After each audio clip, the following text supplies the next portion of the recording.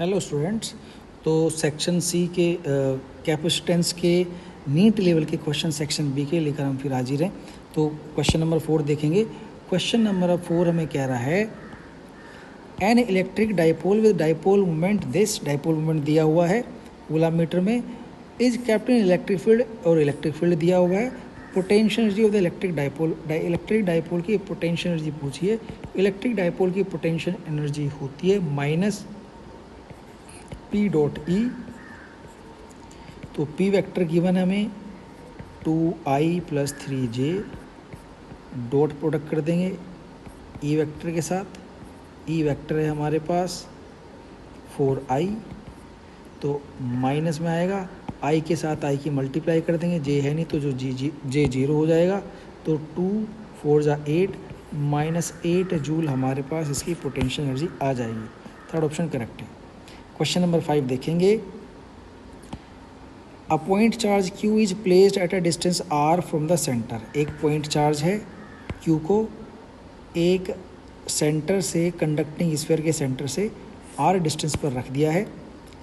Of radius r, capital R radius है sphere की और कैपिटल R जो है इस डिस्टेंस से कम है।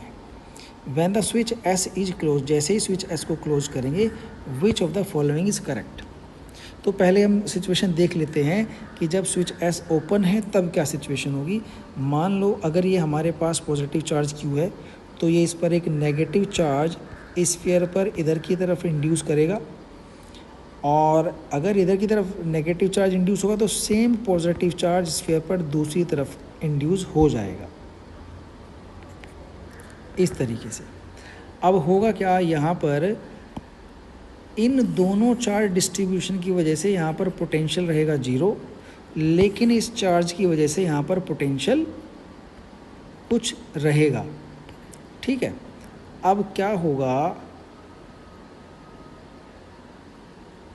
जैसे हम स्विच को S को क्लोज करेंगे तो ये जो नेगेटिव चार्ज है जो यहाँ पर इंड्यूस हुआ था, तो बाउंड चार्ज हो गया Q की वजह से, लेकिन ये चार्ज बाउंड चार्ज नहीं है, ये चार्ज फ्लो कर जाएगा अर्थ में।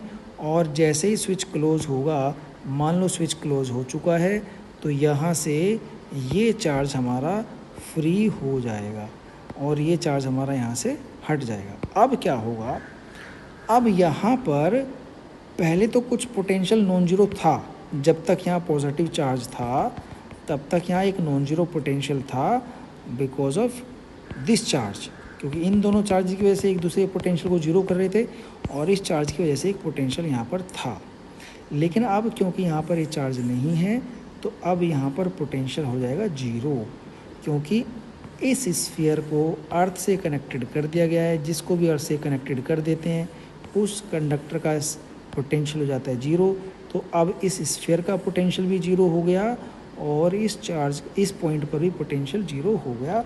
तो ऑप्शन जो फर्स्ट है ये हमारा करेक्ट है। यहाँ पर सेकंड ऑप्शन करेक्ट नहीं है, क्योंकि जो पोटेंशियल था ये ग्राउंड से कनेक्ट करने से पहले था। चार्ज ऑन द स्फीयर 0 नहीं है, नेगेटिव चार्ज स्फीयर पर है, और ये तो ऑप्शन करेक्ट होगा ही नहीं। अब यहाँ पर 0 कैसे हुआ, ये पॉजिटिव चार्ज है, इस चार्ज की वजह से जितना पोटेंशियल यहाँ पर होगा उतना ही पोटेंशियल से नेगेटिव चार्ज की वजह से हो जाएगा, जिसकी वजह से यहाँ पर टोटल पोटेंशियल आ जाएगा 0।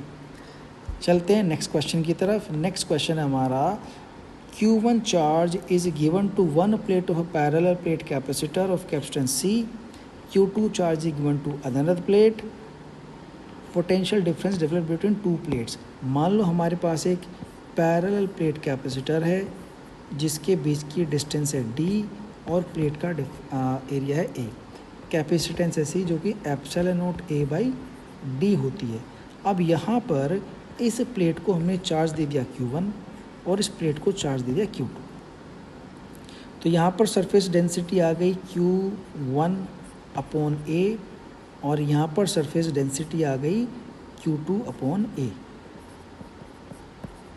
तो यहाँ पर एक इलेक्ट्रिक फील्ड ऐसे होगा, और क्योंकि दोनों को ही सेम चार्ज दिया है तो एक की वजह से इलेक्ट्रिक फील्ड ऐसे होगा तो दूसरी की वजह से इलेक्ट्रिक फील्ड इस तरफ होगा।